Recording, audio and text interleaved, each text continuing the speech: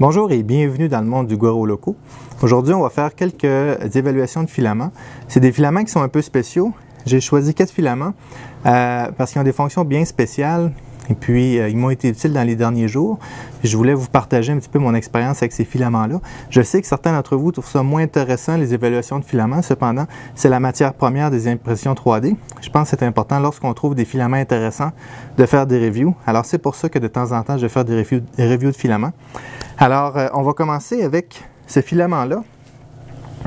C'est un filament de la compagnie 3D Fuel, qui est le Tangerine Orange, qui est du PLA.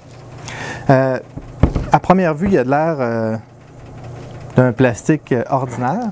Si on regarde la qualité de l'impression, on a une bonne qualité d'impression, facile à imprimer,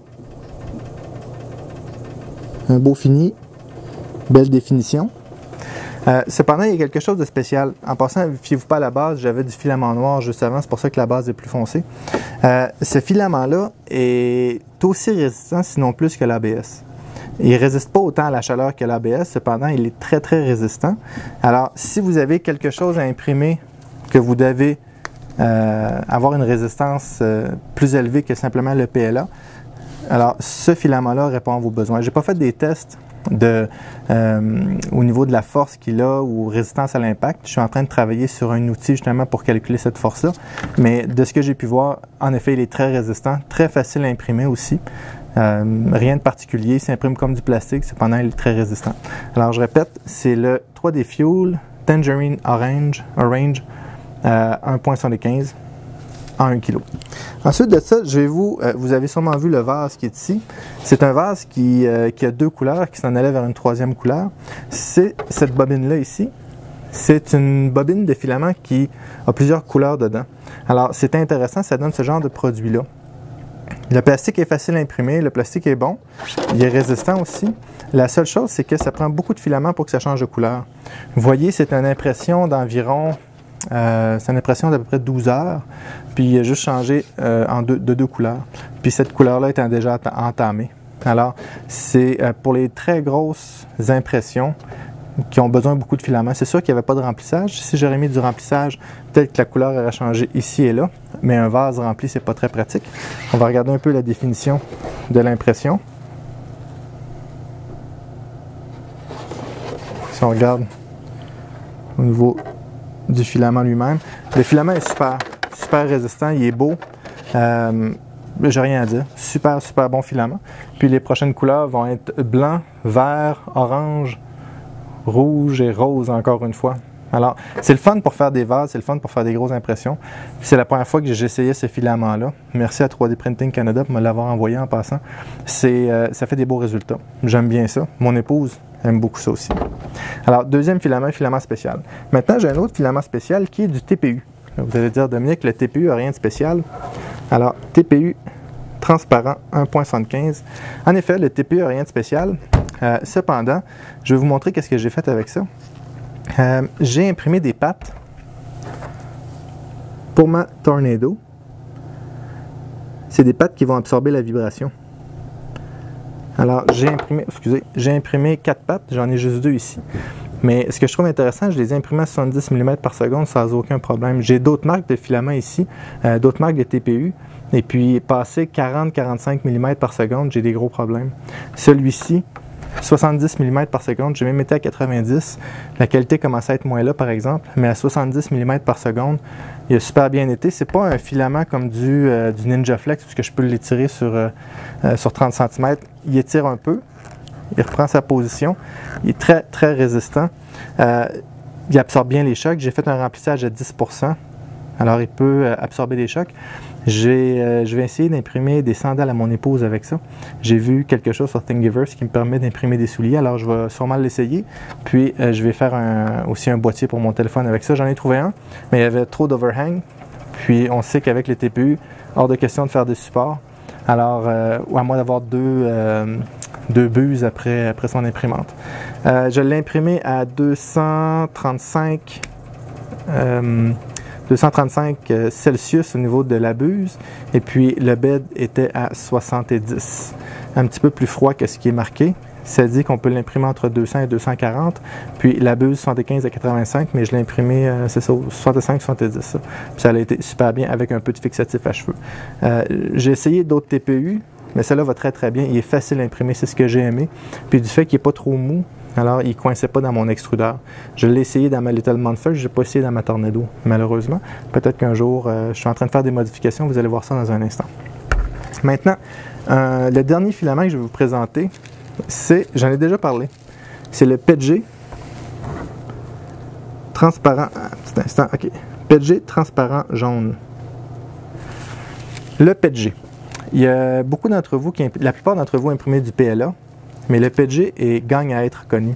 Le PETG est un filament extrêmement résistant, facile à imprimer, peu de déformation, il résiste beaucoup à la chaleur. Alors, je l'imprime autour de 230-235 degrés. Alors, une buse standard va accepter ça avec un bed à 60-65 avec du fixatif à cheveux sur du verre. Ça imprime super facilement, pas de déformation, rien. Puis je vais vous montrer, je peux imprimer des vases. Je vous ai déjà montré ce vase-là. Regardez la couleur, c'est belle. Ça fait un vase qui est très résistant aussi. C'est très beau. Mais c'est pas pour ça que je vais vous en parler. Pourquoi j'ai choisi ce filament-là? C'est pour ça ici. J'ai pris un design de la CR10 qui permettait d'avoir 2 extrudeurs E3D V6. Et puis j'ai rajouté les ventilateurs à l'avant, plus le support pour le BL Touch. Alors on va regarder ça comme ça ici.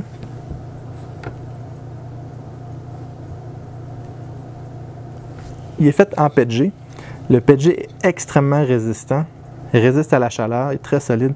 Alors, j'aurais pu le faire en ABS, mais l'ABS, souvent, les pièces vont se déformer. Je ne garderai pas les proportions exactes.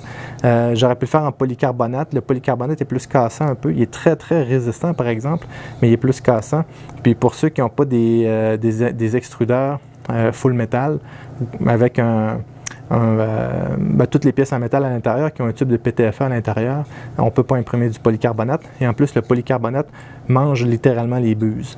Alors, le PETG est une bonne solution. Je vous recommande d'utiliser le PETG pour vos pièces mécaniques ou qui ont besoin d'une résistance à l'impact ou quoi que ce soit. C'est pas difficile à imprimer. Vous voyez, celui-là, le maximum qu'on peut l'imprimer, c'est 240. Celui-là ici, je l'ai imprimé à 235.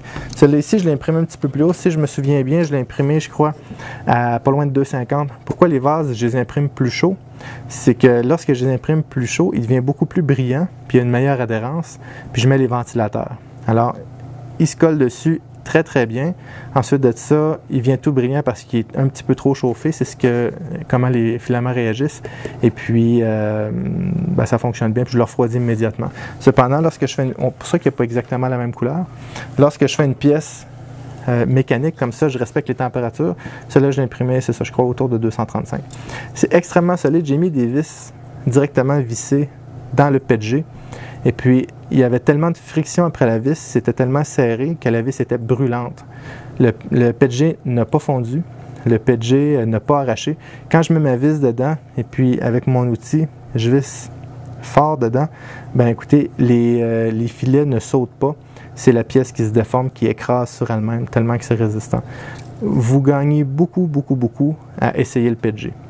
Alors, si je pourrais vous faire une recommandation ce soir sur tous les filaments que j'ai utilisés, c'est le PETG. Ce PETG-là est excellent. J'ai travaillé avec du PETG d'une autre marque qui était très difficile à imprimer. C'était pas du tout agréable à imprimer ce PETG-là. Cependant, celui-ci, pas juste le yellow green, excusez-moi, le transparent jaune. J'avais un autre PETG aussi. Attendez-moi, je vais le sortir, je l'ai pas loin ici.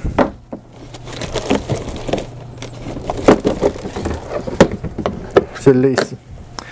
Le transparent Atrovirens, je l'avais présenté dans une autre vidéo aussi, je vais vous montrer l'étiquette.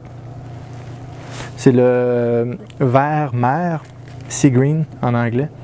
Même chose que lui, ils vont super bien. D'habitude, j'aime pas les filaments transparents parce qu'ils sont plus cassants, sont plus difficiles à travailler, mais dans le cas du PETG vendu par 3D Printing Canada, j'ai aucun problème. Je vais aller vous chercher un vase que j'ai fait avec ce filament-là justement. Et voilà, voici le vase que j'ai fait avec ce filament-ci. Alors, si on regarde le vase, regardez ça. Lui, je l'ai imprimé à 250 ou 255. Mais regardez le résultat, c'est juste hallucinant et extrêmement résistant. Peut-être vous vous demandez, Dominique, pourquoi tu imprimes autant de vases? As-tu besoin d'autant de décoration chez vous? Pas du tout. C'est que ces impressions-là vont être exposées justement chez 3D Printing Canada. Alors, c'est pour ça que j'imprime des vases. Ils vont être exposés là-bas. Ça va remplir leur... ils ont une boutique pour les gens qui viennent chercher les filaments directement là-bas. C'est à Hamilton en passant. Et puis, ils vont être exposés là. Ça fait de la décoration pour eux. Évidemment, j'en garde quelques-uns. Celui-ci, mon épouse, lui est tombé dans l'œil, donc je vais le garder. Mais celui-ci va être exposé chez 3D Printing Canada. Alors, si je fais un petit résumé, le 3D Fuel Tangerine Orange, très résistant, facile à imprimer. Ensuite de ça, celui qui change de couleur, très plaisant à imprimer aussi. Ça fait très beau, mais juste sur les gros morceaux. Le TPU, pour faire des pièces fonctionnelles, c'est génial.